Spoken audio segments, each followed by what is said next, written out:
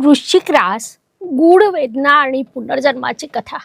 काही लोक शांत असतात, इतके शांत की त्यांच्या मनात काय चाललंय याचा थांगपत्ता कुणालाच लागत नाही. ते सगळं दाखवत नाही, ते सगळं सांगत नाही, पण जे काही फील करतात ते इतकं खोल असतं की सामान्य माणसाला त्याची कल्पना करवत नाही.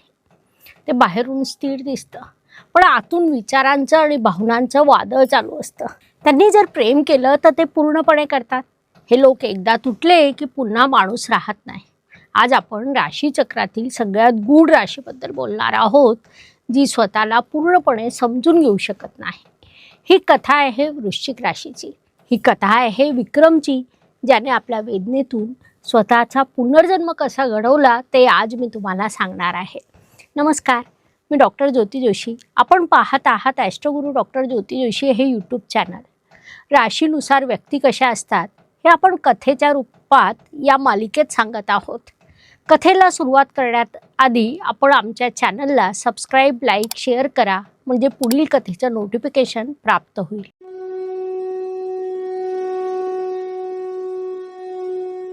आपण बोलत आहोत विक्रमबद्दल.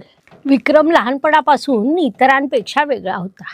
इतर मुलं गोंधळ घालून खेळत असायची, पण विक्रम कोपऱ्यात शांत बसून लोकांना ऑब्झर्व करायचा. कोणाचं वागणं कसं आहे, कोण कोणाला काय म्हटलं, हे सगळं तो आपल्या मनात नोंदवून ठेवायचा.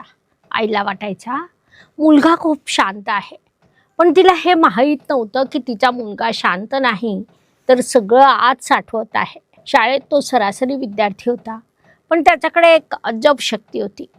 तो कोणाचंही गुपित पटकन ओळखायचा. त्याचे मित्र अचंबित व्हायचे, पण याच वयात त्याच्या आयुष्यात एक घटना घडली. त्याच्या जवळच्या मित्राने त्याला फसवलं. विक्रम रडला नाही, त्याने कुणाशी हुज्जत घातली नाही, पण त्या दिवशी त्याच्या मनाने एक दार कायमचं बंद केलं. वृश्चिक रास कधीच विसरत नाही, हेच त्याचं बालपण सांगत होतं. तारुण्य आलं. विक्रमच्या भावना तीव्र झाल्या. तो प्रेमात पडला, ते निस्वार्थपणे. पण त्याच्या मनात नेहमी एक सुप्त भीती असायची. ती मला सोडून तर जाणार नाही ना? ती खरंच माझी आहे का? हा संशय नव्हता, तर त्याच्या आत असलेली विश्वासाची भीती होती. एके दिवशी त्याला कळलं, ज्या व्यक्तीवर त्याने जीवापाड प्रेम केलं तीच व्यक्ती त्याच्याशी खोटं बोलत होती. त्या दिवशी विक्रम पूर्णपणे तुटला, पण त्याने बाहेर काही दाखवलं नाही. जसा एखादा जखमी प्राणी स्वतःला गुहेत लपवतो, तसं विक्रमने स्वतःला लोकांपासून दूर केला. त्याच्या आत राग होता, प्रचंड दुःख होतं, आणि एकच प्रश्न होतं, लोक असं का करतात?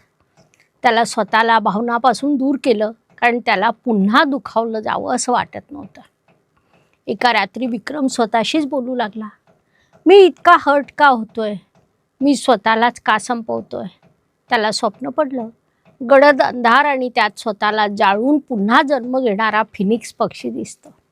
त्याला जाणवलं की तो स्वतःला नष्ट करतोय, कारण त्याला वेदना सहन होत नाही. वृश्चिक राशीचं वैशिष्ट्य हेच आहे. ते जेव्हा जमिनीवर आदळतात तेव्हाच त्यांच्यात पुन्हा उभं राहण्याची ताकद येते. त्यांना कळून चुकतं की त्यांचा जुना अवतार आता संपला आहे आणि एका नवीन रूपात जन्म घ्यायचा आहे. पण हा बदल वेदनादायी असतो. विक्रम शेवटी एका गुरूंना भेटतो. त्यांना विचारलं, महाराज, मला का दुखावतात लोक? गुरु हसले आणि म्हणाले, विक्रम, लोक दुखावतात कारण तू खोलवर प्रेम करतोस. तुझा राशीस्वामी मंगळ आणि केतू आहे. मंगळ म्हणजे ऊर्जा आणि केतू म्हणजे गूढता. तू तुझ्यात असलेली ही ऊर्जा स्वतःला उद्ध्वस्त करण्यासाठी वापरतोस. ती स्वतःला घडवण्यासाठी वापर.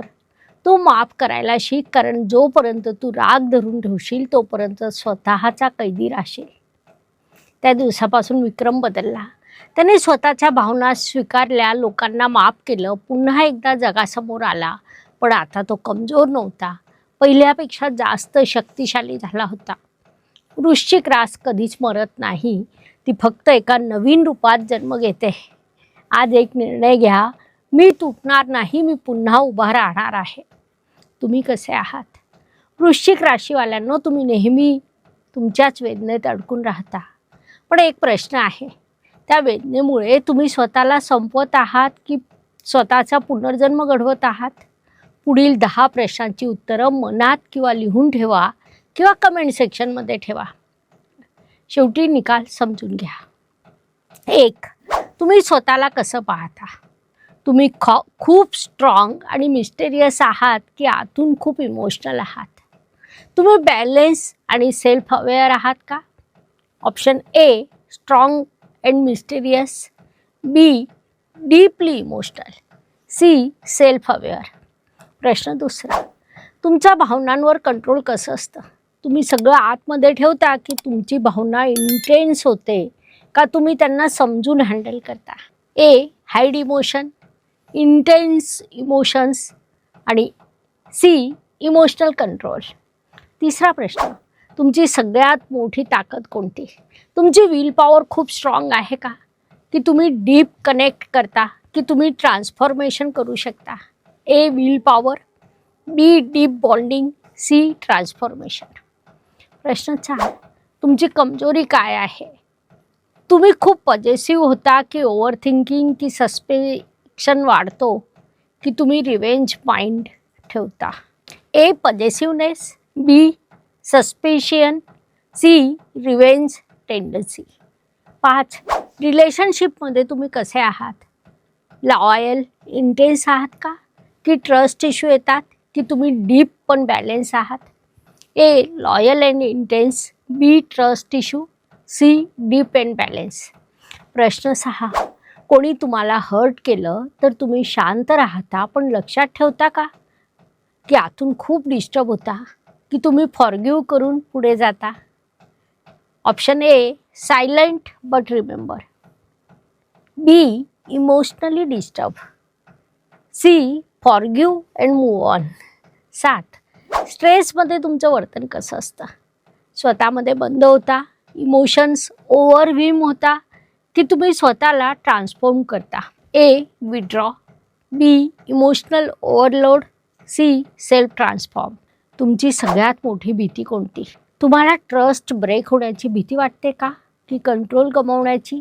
ट्रस्ट ब्रेक, बी लॉसिंग कंट्रोल, सी बीइंग व्हल्नरेबल.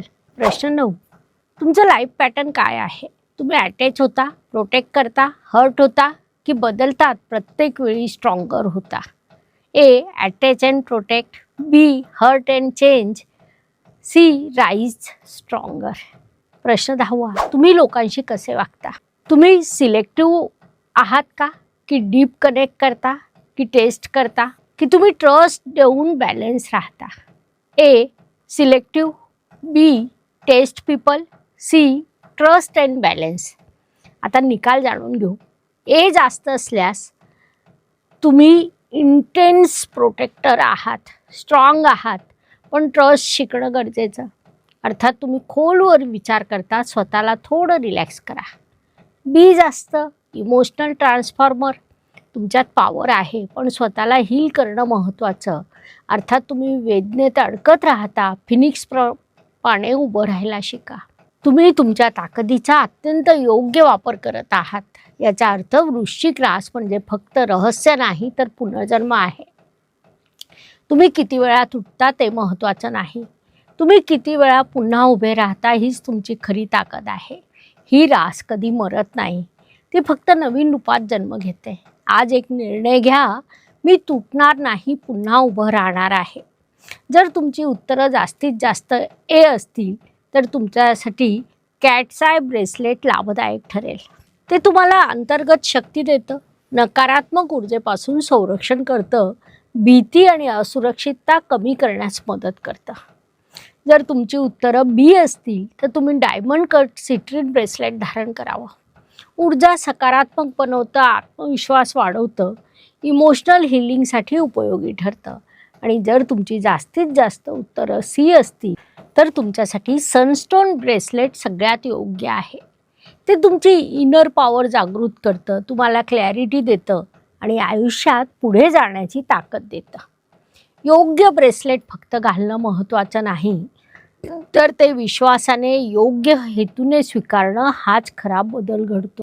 तुम्ही कोणते वृश्चिक आहात? कमेंटमध्ये नक्की सांगा. चॅनलला लाईक, सबस्क्राईब, शेअर करा, बेल आयकॉन ऑन करा. धन्यवाद. शुभम भवतु. नमस्कार. शास्त्राचा अभ्यास करण्यासाठी माझी मराठीतून 11, हिंदीतून 2 अशी पुस्तकं प्रकाशित झाली आहे. विशेष बाब म्हणजे मी स्वतः संशोधित केलेली ज्योती जोशी पद्धती अर्थात जे पद्धती या विषयावर स्वतंत्र ग्रंथ उपलब्ध आहे, त्याचा देखील लाभ घ्यावा. यूट्यूबची कार्यप्रणाली ही मुख्यतः लाईक, शेअर आणि सबस्क्राईबवर चालते. Please like, share and subscribe the channel. धन्यवाद. शुभम भवतु. जय ज्योतिष.